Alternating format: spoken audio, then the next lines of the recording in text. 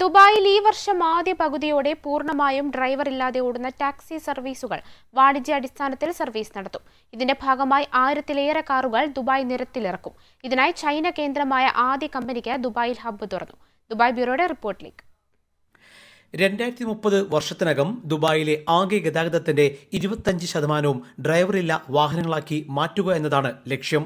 ഇപ്രകാരം ഭരണാധികാരികളുടെ സ്വപ്ന പദ്ധതിക്ക് കരുത്ത് പകരുന്നതിന്റെ ഭാഗമായാണ് പുതിയ കമ്പനിക്ക് അനുമതി നൽകിയത്. ചൈന കേന്ദ്രമായ മൾട്ടിനാഷണൽ ടെക്നോളജി കമ്പനിയായ ബൈഡുവിന്റെ അപ്പോളോ ഗോയ്ക്കാണ് ദുബായ് അനുമതി നൽകിയത്. ഇതോടെ ഡ്രൈവർ സീറ്റിൽ ആളില്ലാത്ത ടാക്സി കാറുകൾ ഇനി ദുബായ് നിരത്തുകളിൽ സജീവമാകും. Dubai roads and transport authority ഇതിനായി അനുമതി നൽകി. പൂർണ്ണമായും ഡ്രൈവറില്ലാതെ ഓടുന്നതിനുള്ള പരീക്ഷണ പെർമിറ്റ് ഇവർക്ക് അനുവദിച്ചു. ദുബായിൽ ഇത്തരമൊരു അനുമതി ലഭിക്കുന്ന ആദ്യത്തെ കമ്പനിയായി ഇതോടെ അപ്പോളോ ഗോ മാറി. ഇതിന്റെ ഭാഗമായി 1000-ലേറെ വാഹനങ്ങൾ Dubai നിരത്തിലിറക്കും.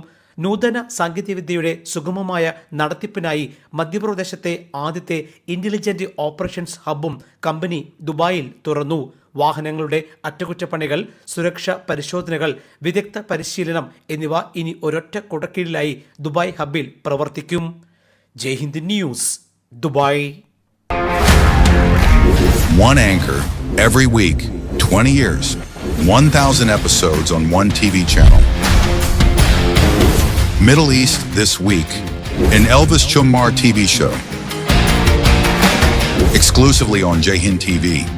Stay tuned for the 1000 countdown.